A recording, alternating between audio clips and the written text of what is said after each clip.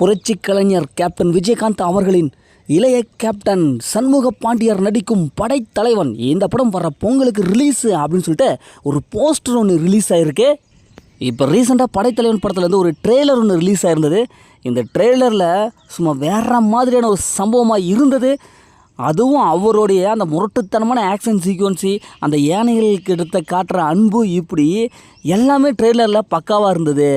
குறிப்பாக கேப்டன் புரட்சி கலைஞர் விஜயகாந்த் சார் கடைசி சீனில் வருவார். அப்பா, அவரை பார்க்கணும்ப்பா, அவருக்காகவே எல்லாருமே வெயிட்டிங்கு.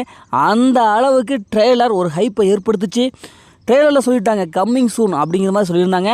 ஆனால் இப்போ வர்ற பொங்கலுக்கு ரிலீஸுப்பா, கன்ஃபார்ம் ரிலீஸுப்பா அப்படிங்கிற மாதிரி ஒரு போஸ்டர் ஒன்று படக்குழுவினர் அதிகாரப்பூர்வமாக விட்டுருக்காங்க. வால்டர் ரேக்லா இந்த படத்தை டைரக்ட் பண்ண அன்பு அவங்க டைரக்ட் பண்ணுறாங்க.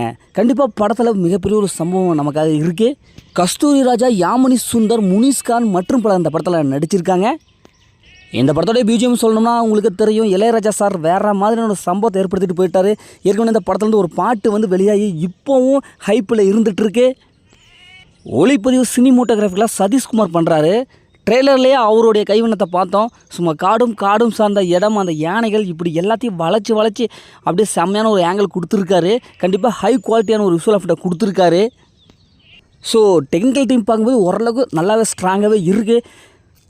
இளைய கேப்டன் சண்முக பாண்டியர் இதற்கு முன்னாடி சகாப்தம், மதுரை வீரன் இந்த 2 படத்தில் நடிச்சிருக்காரு. அதுவும் குறிப்பாக மதுரை வீரன் படம்லாம் செம்மையாக இருந்தது.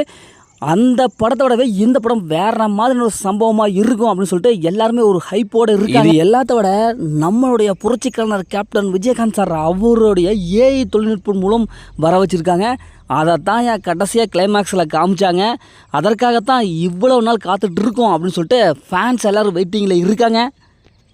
ஓகே, படைத்தலைவன் பொங்கலுக்கு வெளியாகிறத பற்றி உங்களுடைய கருத்துக்களை மறக்காமல் கமெண்ட் பாக்ஸில் கமெண்ட் பண்ணுங்கள். மீண்டும் அடுத்த ஒரு புதிய மூவி அப்டேட்டில் சந்திப்போம்.